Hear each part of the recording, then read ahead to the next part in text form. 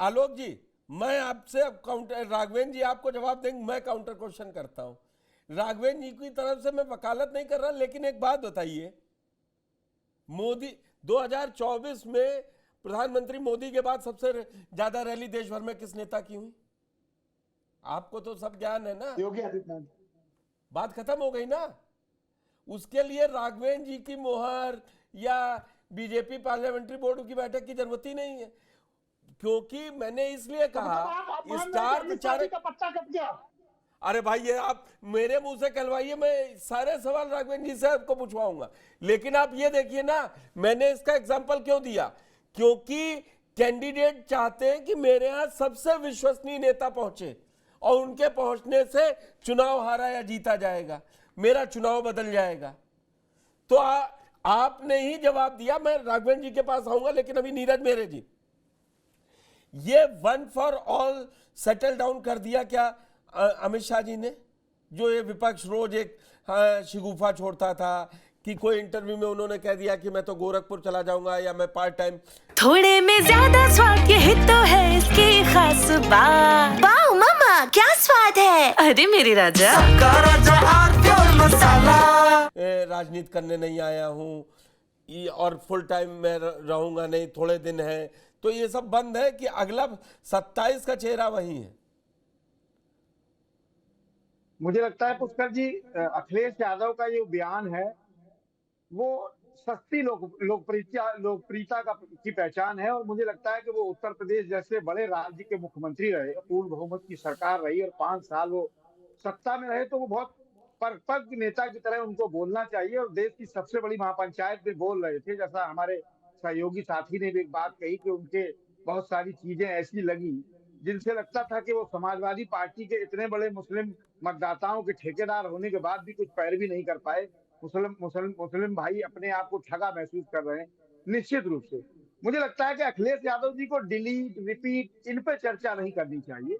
उनको देखना ये चाहिए कि जो 4 विधायक समाजवादी पार्टी के अभी गृह मंत्री से देश के मिले, मुझे लगता है अगर भारतीय जनता पार्टी ने उनको कुछ गिफ्ट दिया तो 2027 के चुनाव में ये बड़ा गिफ्ट रिटर्न यही लोग वापस करेंगे, समाजवादी पार्टी को तोड़कर और भारतीय जनता पार्टी में जोड़कर।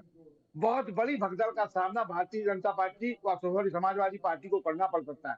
चर्चा अखिलेश यादव को ये करनी चाहिए, क्योंकि वो नहीं, पूर्णतः उसने किया नीरज राजनीतिक जी, व्यक्ति मुझे नहीं लगे इन सब मैं बातों वो को भी लेकर। ट्वीट निकलवा दूंगा। वो जिस दिन मुलाकात की 1 तारीख को, 1 अप्रैल को, अखिलेश यादव एक्स पोस्ट पर बहुत एक्टिव रहते हैं, उन्होंने लिख दिया जो अपने दर से दगा करता है उसको दर दर भटकना नहीं पड़ता। मतलब अपने दर से अगर समाजवादी पार्टी से अभय सिंह, राकेश प्रताप सिंह गौरीगंज, इन लोगों ने दगाबाजी ना की होती तो दर दर नहीं भटकना पड़ता। दरअसल चक्कर क्या है, 24 में सबने पाला बदला मंदिर निर्माण के 24 तारीख के बाद फरवरी में, लेकिन बीजेपी उसमें नीचे रह गई। अब ना तो अखिलेश यादव ने अभी तक शिकायत भी नहीं की। मैं तो ये पूछता हूं, जब दगाबाज आप कह रहे हैं तो फिर शिकायत कीजिए उन लोगों की स्पीकर से, नहीं, वो विधानसभा हमने में। कहा ये बिल्कुल ठीक बात है। मुझे लगता है कि जैसा आप कह रहे हैं, इसका मतलब यह है कि मुझे लगता है कि देश की केंद्र सरकार में तो बहुत सारे कांग्रेस के नेता हैं, तो वो तो दर दर भटक नहीं रहे। इस समय तमाम मंत्री बने बैठे हैं। राजनीति नहीं में नहीं, दल बदलना कोई बहुत बड़ी चीज नहीं है, तमाम लोग बदलते मौजूदा रहे हैं। विधायक, फिर तमाम विधायक पद गठबंधन छोड़ देते ना, समाजवादी पार्टी भी जो तमाम लोगों से करती रही है। विधायक पद छोड़ देते या समाजवादी पार्टी से इस्तीफा देते, ये वो डिबेट दूसरी तरफ चली जाएगी नीरज जी। लेकिन उन लोगों ने ना तो इस्तीफा दिया, राष्ट्रवाद के नाम पर बात कर रहे हैं। अरे आप इस्तीफा दीजिए, आइए लड़ लेते हैं चुनाव, भी 2.5 साल है। मैं वही कहने जा रहा हूं सर कि अगर उन्होंने, भारतीय जनता पार्टी ने उनको गिफ्ट दिया तो समाजवादी पार्टी को अपनी देखनी चाहिए, अपनी तरफ देखना चाहिए कि कहीं ऐसा ना हो कि 2027 से पहले हमारे यहाँ बहुत बड़ी भगदड़ मच जाए। निश्चित रूप से, क्योंकि जो बात वो कहना चाह रहे थे वो देश में, उत्तराखंड में अभी देखिए 2 बार परिवर्तन हो चुका, कहीं कोई चर्चा नहीं। जिस भारतीय जनता पार्टी में जिस चीज की चर्चा ज्यादा हो जाती है वो काम होता नहीं है। और गुजरात में देखिए अभी 2 बार बदले गए लोग, कहीं कोई चर्चा नहीं थी। उत्तर प्रदेश की चर्चा है क्या? बेसिकली जो सस्ती लोकप्रियता है, छोटे जो यूट्यूब चैनल है, जो योगी जी के विरोध की बातें सुनना चाहते हैं लोग, उन चैनलों को देखकर अखिलेश यादव को लगता है कि 24 घंटे में कि अभी डबल इंजन सिंगल इंजन रह जाएगा, योगी जी हट जाएंगे।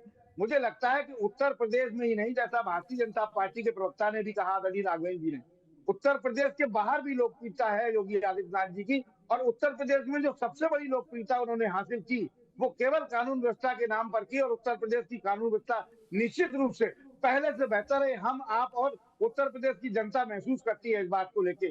मुझे नहीं लगता कि इस तरह की बात उन्हें करनी चाहिए। उन्हें, जो मैंने कहा कि उनको ये देखना चाहिए कि हम वो डिलीट हो या रिपीट हो, आपको मुकाबला योगी आदित्यनाथ से नहीं करना, आपको मुकाबला भारतीय जनता पार्टी से करना है। आप कहाँ खड़े हैं और भारतीय जनता पार्टी कहाँ खड़ी है। और कांग्रेस ने अगर उनका साथ छोड़ दिया, जो अब तक इंडिया गठबंधन उनके साथ था, अब अगर राहुल गांधी का जैसा बयान, अगर वो छोड़ जाते हैं, बहुत सारी चीजें उनके लिए बहुत ईमानदारी का विश्लेषण हम लोग कर रहे हैं। मैं राघवेंद्र जी से वो विश्लेषण नहीं करवाऊंगा, वो राजनीतिक दल के प्रवक्ता हैं। कांग्रेस की वजह से अखिलेश यादव नहीं 111 जीते। आप 24 की भी बात कर रहे हैं ना। अगर अखिलेश यादव ने साथ न दिया होता ना तो रायबरेली और अमेठी महंगा पड़ जाता। ये जो कांग्रेस अलग अलग जगह पे ना एक अलग अलग तरीके की कहानी बताती है कि दिल्ली में हमने अरविंद केजरीवाल को हरवा दिया और हम खुश हो गए। अरे तो पीछे पीछे क्यों घूम रहे थे 24 में? तो ये कांग्रेस की ये वाली थ्योरी में कह रहा हूं ना, ये थ्योरी एक्सेप्टेबल ही नहीं है लोगों के बीच। कोई ये कहे कि समाजवादी पार्टी नहीं, कांग्रेस की वजह से समाजवादी पार्टी जीत रही है, ये बिल्कुल एक्सेप्टेबल नहीं है। क्यों मध्य प्रदेश में 2 सीटें जीत लेते, कमलनाथ जैसे नेता हार गए। बैसाखियों पे चलने वाली पार्टी अब ये बताएगी कि मुस्लिम वोट आ गए, नहीं तो छिटक जाते। दरअसल मुझे लग रहा है कांग्रेस के पास इसी तरीके के कुछ इनपुट चले जाते हैं, उनको लगता है, फिर वो खेल बिगड़ जाता है। खैर अशोक यादव जी, आप बड़ी देर से जुड़े। आपके नेता को 48 घंटे बाद समझ में आया कि मन में डिलीट था, मुंह से निकल गया रिपीट। ये कौन सी, मैं राघवेंद्र जी का थोड़ा सा बता दूं। उन्होंने कहा कि कोई मुद्दा था नहीं इसीलिए ऐसा निकला। नीरज जी और कमोवेश आलोक पांडे जी का भी यही कहना था। आप लोग मुद्दों पे लड़िए ना। जी जी पुष्कर जी, अभी रिसेंट में आपने देखा होगा माननीय केशव प्रसाद मौर्य जी के मंच पर एक माननीय विधायक जी ने, अरे मैंने राघवेंद्र जी से पूछ लिया, वहीं उसको रिपीट करने की जरूरत नहीं था मैंने जी। मैंने श्याम प्रकाश जो गोपामो हरदोई से विधायक है सुरक्षित सीट से, उन्हीं के बयान से ही राघवेंद्र जी से पूछा था। बोले किसी संगठनात्मक आदमी नहीं कहा, तो अब अमित शाह जी की बात समझ में नहीं आई। बोले वो रिपीट हो रहे हैं और मोदी को 3 टर्म दिया है जनता ने, आगे 3 टर्म और देगी।